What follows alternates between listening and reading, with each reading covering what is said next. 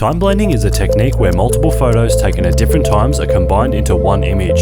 It lets you show the best light from different times of the day, such as sunset, the glow from the city lights, all in a single perfectly balanced shot. In this video, I'll take you behind the scenes as I try to capture the perfect time blended shot here in Melbourne's Docklands.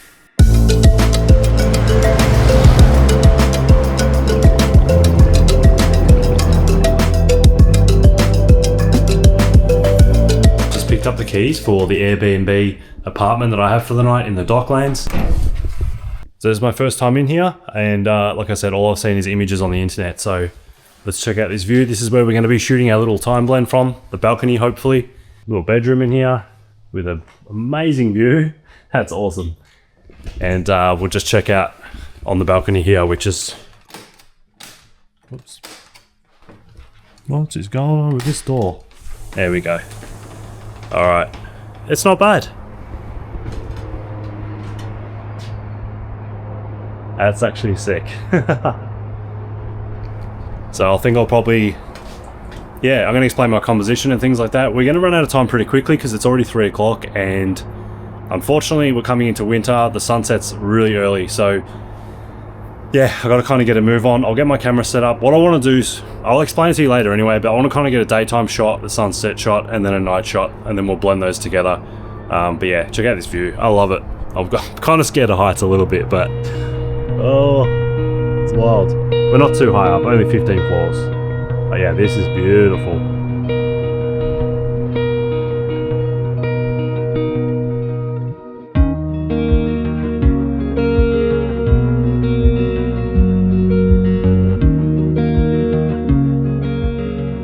Alright, so we're all set up and I've found a composition that I love. So what I've tried to do is basically, I'll put a photo up now of basically my composition, and what I love is this building here is in the very middle, and I've kind of got even spacing between the very left building and the very right building. I've also made sure to include quite a bit of the boats down below, so hopefully they light up later tonight. The only thing I don't really like is that building to the very, very, very left. I wish that was just blank negative space, but unfortunately I can't move the building, so that's just gonna have to stay. Now, make sure that you are locked off on a tripod and you don't move for the rest of this process. We're gonna be here for a few hours. Obviously that depends on what kind of time blend you're doing. With this one, I wanna shoot a daytime shot, just to capture different lighting. So I'll probably take a photo maybe every 20 minutes, half an hour till sunset. And that way I'll have basically the sun reflecting off the buildings in different positions. Now the sun is setting behind us, so it's not gonna set behind the buildings. But what I like about the sun setting behind us is that we're gonna have like the actual sunlight hitting the buildings and not kind of silhouetted being backlit. So I think that's gonna come out pretty cool. So yeah, I'll just take a base photo now and I'll show you what that looks like. And we'll talk about our settings as well. So as I said, make sure once you're on your tripod, you're locked off, you do not move anything. And another thing I should mention is that when you've set your focus as well, so what I normally do is tap somewhere on the screen, half press my shutter to focus, and then when I have focused, I'll lock the camera in manual focus so the focus doesn't change throughout the rest of the night as well, because you don't want different focal points in different images. It's gonna make them very hard to blend and they're not gonna look very nice. And in saying that, you also want to minimize the changing of your settings. Obviously change the shutter speed because the light is going to be changing, but try not to change your ISO much, and definitely don't change your aperture. The reason being is if you change your aperture, the depth of field in every one of your images is going to be different, and it's again going to be very hard to blend. So this exposure that I have right now, it's 1/320th of a second, so pretty fast shutter speed. It is bright at the moment at f8. Now the reason I'm shooting f8 is because I want a reasonably deep depth of field. Even though everything here is pretty far from me, I could shoot it at f2.8 really and everything would still be in focus, but the sharpest part of this lens is around f8, so I prefer to do that if I can. So yeah, aperture is at f8 and I'm at ISO 100. Now I'm going to try and stick to ISO 100 for the rest of the night. I'm going to just lock my focus off right now, and I'm going to put a picture on the screen now where I'm focusing. Basically it's focusing somewhere where the ships are, the boats are. The reason for that is, like I said, we're at f8, most things are going to be in focus anyway, but if I focus all the way out to the buildings, then the focus may get softer towards the boats. So I want to focus on the boats, and then that whole focal plane, including the buildings, will definitely all be in focus. So I'm going to set my focus somewhere there. So now that we've locked off there, I am going to change my focus to manual so it doesn't change for the rest of the night. Now, that's about it. I've taken a base exposure. This is my day exposure. I may not even use this at all. We'll see how we go, but what I'll do now is maybe for the next, sun's starting to set in about an hour. We don't have a lot of time. This is the thing about time blending. You really do have to kind of sit around and obviously make sure nothing moves. So I'm gonna stay here. What I'm really hoping is that we get a pretty decent sunset, and I want it to be a bit more cloudier than this, just so that the light really looks nice when the kind of sunset colors are coming through those clouds. We may not get that. It may be a really ugly sky. We'll just have to see how we go. For the most part, I'll just take another photo in about 20 minutes or so and just do that. You can take as many as you want. It is always better to take more photos than you need, because you can always scrap the ones you don't use. Whereas if you don't take enough images, there's really nothing you can do. So take more photos than you need. In terms of my exposure, sorry to interrupt once again. I'm not interrupting, it's my own video. But basically what I like to do is expose for the brightest thing in the image. Now some of these images are white and they're reflecting a lot of light, so I'm making sure I don't blow those out, I don't overexpose those or the sky. So I'd prefer it to be a little bit darker, and then I can bring the shadows up when I'm editing, because it's much easier to recover shadows than it is to recover blown out highlights. But anyway, I'll see you when it's sunset.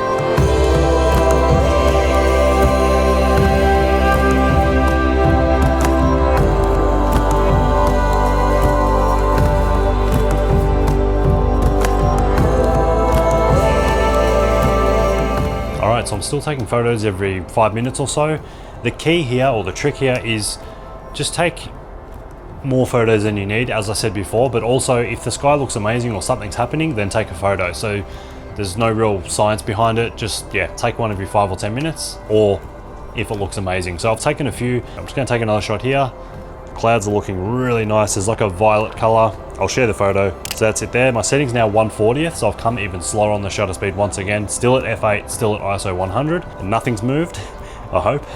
And yeah, there's some really nice violet colors coming out in the horizon there. So hopefully it continues to get a bit nicer. But like I said, I'm happy with one of the earlier shots. Worst case scenario. Oh yes, the sky is lighting up now. It's looking really good.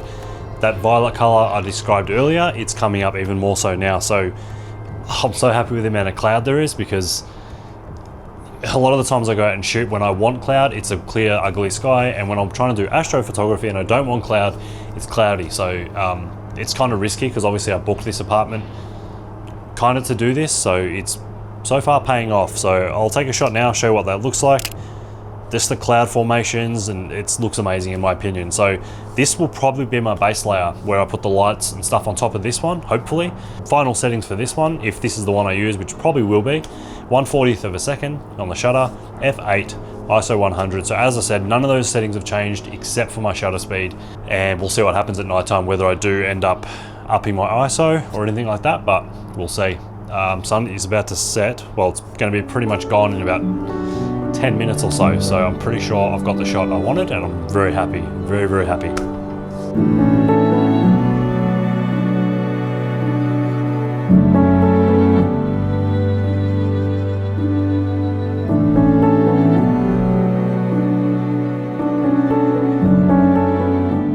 Alright, so things are starting to light up and it's looking amazing. I'm really, really happy with it.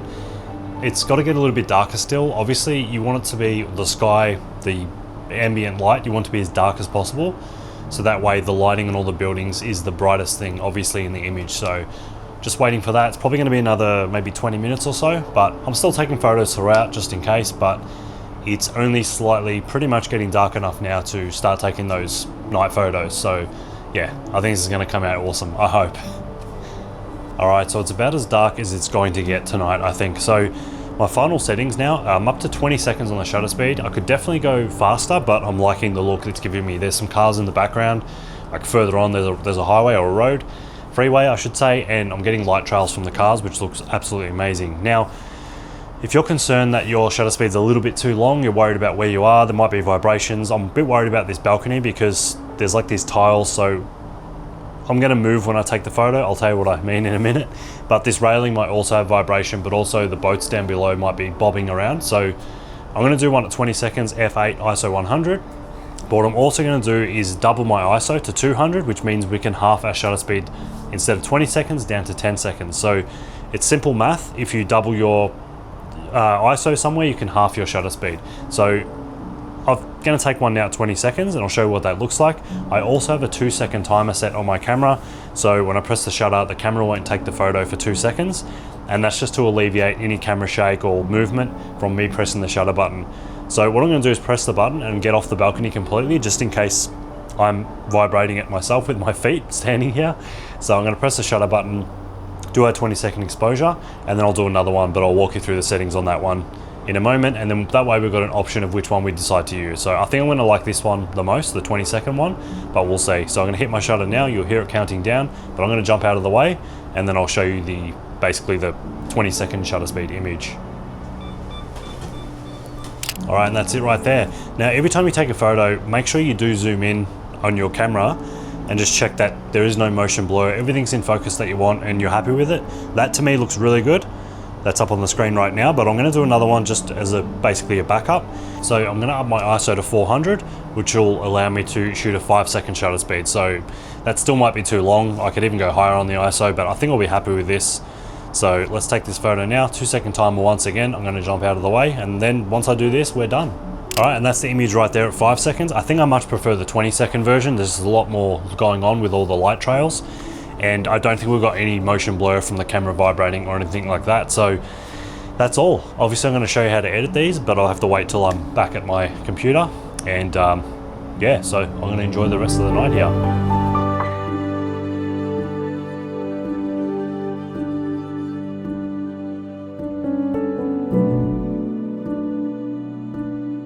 We are now in the office and we're ready to edit our photos. Now, this video was not sponsored, but if you'd like, please check out my photography courses. I'll leave a link in the description below. I cover things like this and a whole lot more. There's a course that goes from the basics all the way to more advanced stuff just like this, and I currently have a landscape photography course as well. There are more coming, so that by the time you see this video, there may be more courses there, but yeah, it'd be greatly appreciated if you check those out. Anyway, we're in Lightroom. Here are our photos that we've imported. There's about 66 photos. So as I said, I took photos every 5 or 10 minutes throughout the whole night. And now what I've done is just culled the images down to 3 favorites that I really like. So let's have a look at those. I've rated them already. This first one here, what I'm a fan of is the lighting on the building. So the sun was it was setting, but still fairly high in the sky, enough that it was able to shed this beautiful light on the buildings. You can see we've got this nice highlight on the edge here. It's just giving the buildings a lot more shape and texture. As you probably know, with photography, lighting is everything. If your lighting's bad, then your images are going to look really flat and boring, which you'll see in this next image here. The buildings look very flat and boring. There's hardly any shape, there's no color on them, they look bad. But what I do like about this image is the sky. So this is when the sun had basically gone a little bit lower, and it was basically behind the buildings that were, well, basically behind the building that I was in. So there is no light on any of the buildings. But what I love about this is the sky. So we're going to use the sky from this image here. And we're going to use, this is basically going to be our base image that we build on. So this will be the base image, this will be the sky, and these will be the night lights that we're putting on top. Now, with the way this method works, what we want is these lights on these buildings to be brighter than the areas on the base layer. You'll understand a little bit more later, so I'll cover that a bit more later. Now, just quickly, I want to cover some quick things about composition that I thought I'd include in this editing part. Try and keep your camera as level as possible so the horizon is level, otherwise your buildings are going to be kind of tilting over like that. So make sure your camera is level, and you can also try and make sure it's vertical as well. So what I mean by that is you can see this building basically goes straight down. If your camera's tilting up or down, the buildings will start to skew like that. So the bases will get bigger or the tops will get bigger depending if you're tilting up or down. Now that's purely a creative thing. Some people do like to, you know, point up at buildings, especially if they don't have a wide enough lens. And if you're closer to the building, you might want to tilt your camera up a little bit and get that where the bottom of the building is bigger. You can fix that, obviously stretch it later in post, but you do have to be careful because as you stretch the building, you will start losing data on the image. So try and get as vertical and straight and level as possible in camera if that's the effect you're going for. Now, what I love about this image, or the vantage point that we had from this balcony, is that we're seeing basically a top-down view. It almost looks like a drone shot, although it's not that high. But what I love is we're seeing the tops of the boats, we're seeing this kind of footpath area here, the bottoms of these buildings, and all sorts of things like that. Now, if we shot this from ground level, it probably still would look nice, but we'd have boats kind of in the foreground like this, and then you just have the buildings coming up from them. Whereas I really like the separation we're getting by being a bit higher. We're getting that separation between the water, the boats, the dock, the footpath kind of area down here, the bottoms of the buildings and the tops of the buildings. So You don't have to hire an apartment to do this, but I just thought it'd be fun and it would make a cool video. So that's why I did that. Anyway, let's get started. The first thing we're going to be doing is applying some edits to each of these images just to get them as close as possible to the final product. We're going to make some, or you can make some minor adjustments later if you like when we come back to Lightroom. So with this one here, what I prefer to do is change my profile to Adobe Landscape. You don't have to do that. I just find you just get a bit more vivid colors, just nicer colors in general. So if it doesn't work for your camera or your RAW files, don't use that. You can just leave it on normal Adobe color. But I do prefer landscape it just suits my RAW files very well. Now, what I often do is just press auto just to see what Lightroom thinks is the correct settings. And that looks okay. Now remember, all we're worried about here, we don't care about the sky. All we're worried about here is this is our base layer. This next image here, this image here is where we're going to get our sky from. So I don't care about what the sky looks like at all in this image here. All I'm worried about is what the buildings themselves look like and some of the lighting on the boats and things like that. So I want to warm this up just a little bit. So I'm going to click here and just use my up arrow key to warm this up just a little bit. I really want to make it look like it's warm, like the sunset's just blasting these buildings with beautiful light. That's probably about all I'll do here, but what I may do is probably lower the exposure just a little bit, maybe somewhere like that. Now, the thing I love about time blending is the fact that we're able to use different times of the day to blend into one photo. So what I said before is I love the way the sun is hitting these buildings, but I love the sky here, but unfortunately there's just nothing going on. There's no beautiful light, nothing happening here. And then obviously we have the night lights as well. That's what I love about time blending. You can just pick your favorite parts of the day or the few hours you were there shooting and blend those all together. So with this one here, this is the one we want the sky from. So again, I'm going to change my profile to Adobe Landscape. We'll press auto and see what it gives us. I'm not worried about the buildings or anything. All I'm worried about in this image is the sky, because that's all we're using from this one. Now you don't have to do this. You may have got your single image like this may have had a nice sky, and this sky here is not too bad. I don't mind it, but I do prefer the second sky. And I wanted to add a little bit of complexity to this video, just so it shows you a few more skills you can learn if you don't already know how to do this.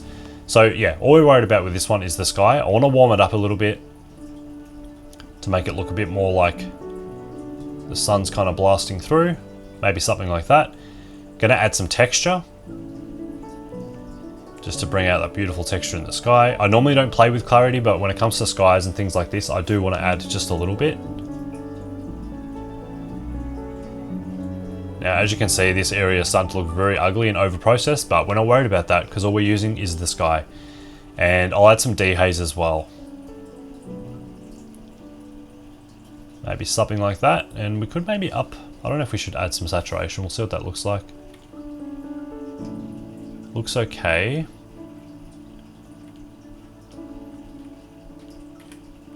Let's try that, and then we'll maybe just lower the exposure or lift the temperature again. I find it's a bit too blue, but we may come back and fix that later. I think that looks okay for now. It's a little bit fake maybe. I don't know. Maybe we'll lower the saturation just a little bit. We'll see how this works out. All right, now this next one here we're going to do is the night image. So again, I'll just change this to Adobe Landscape, press auto. That looks okay to me. All that's going to be coming through from this image is the actual physical lights inside the building. So nothing else should come through.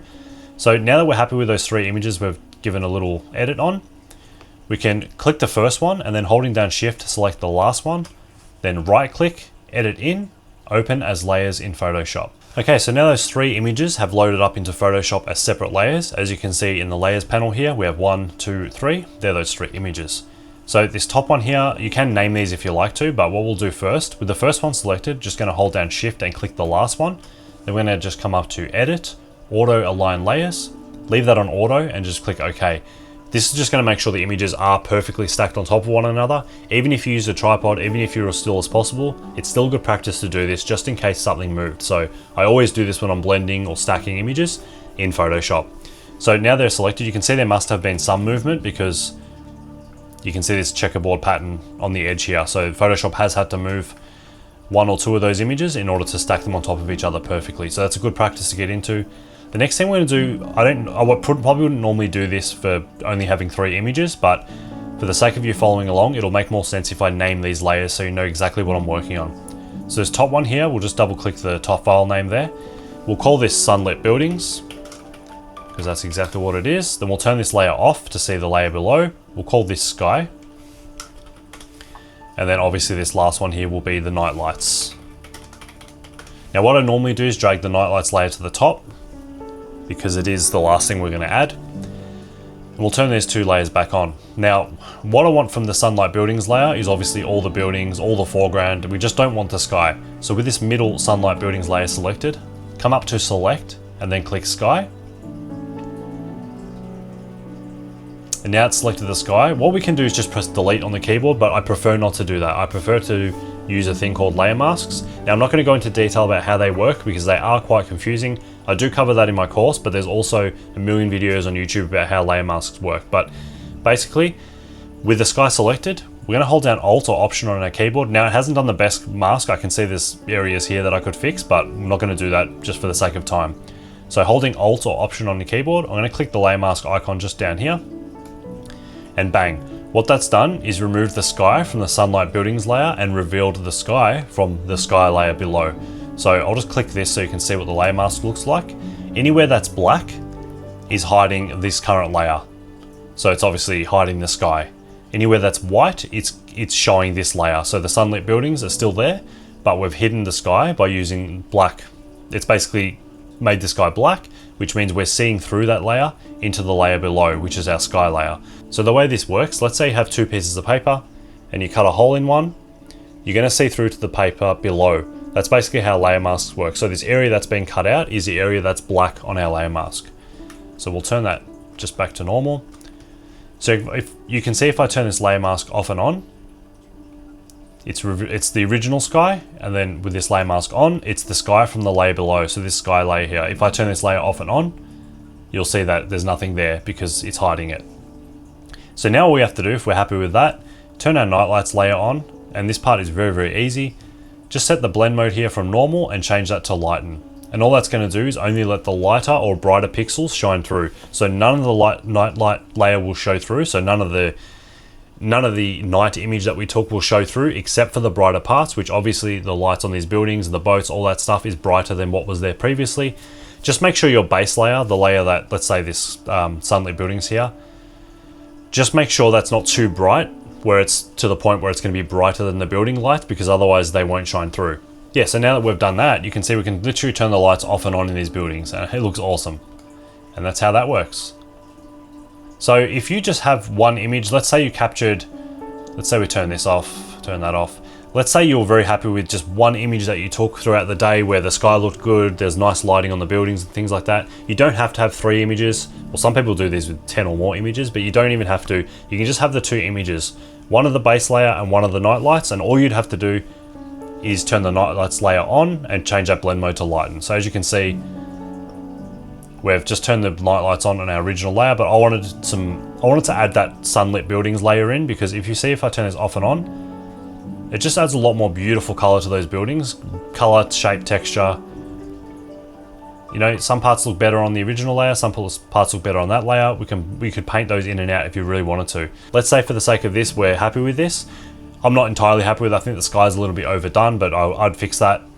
What we'll do, let's right click down in the layers panel here and just click flatten image. The reason we're going to flatten the image now is because we're about to save this back to Lightroom. If you don't flatten the image, you'll have basically 3 layers and the file size might be too big for Photoshop to save it back to Lightroom. It'll come up with something saying the file size is too large, it has to save it as a PSB file, and it's not easy to get it back to Lightroom. That's why we flatten the image. It becomes a lot smaller in file size, because instead of having 3 images in one, it's now become one flattened image.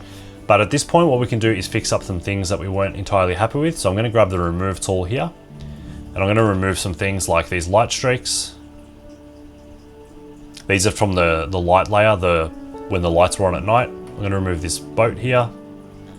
And if you remember me saying I'm going to remove this handrail as well, I'm going to try and see if this tool does a decent job of that. You can see a little kind of silhouette of my action camera as well. So we'll come out there, get that, get all the handrail. Hopefully it does a good job removing that. Yep, pretty good. And then I'll also remove the blue light here. It looks okay, but I find it a little bit distracting. And one other thing to look out for, just zoom in. I mean, most people aren't going to see this stuff if they're just looking at your photo, but zoom in and just check things like, you'll see this crane here. it's in two different positions, and the reason is because one of these is from an earlier shot in the day, and this one is the nightlight one. So we're gonna just remove this part here. And there's probably a few more areas where that's happening, but for the sake of time, I'm not gonna do all of them. So let's say we're happy with this. What we do have to do is crop our image because we have this white on the edges here, which is where Photoshop auto aligned our layers. So we'll just grab the crop tool right there.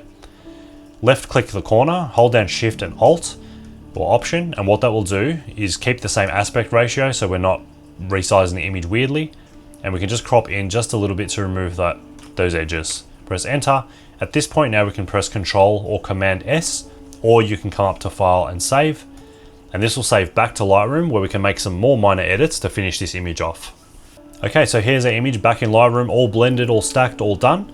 But at this point you can make some further edits. So if you're not really happy with the sky, you can create a mask for the sky here, and you can do whatever you want to that. So this is where I'll do my final editing and trying to get this blend to be cohesive between all those layers that we did earlier.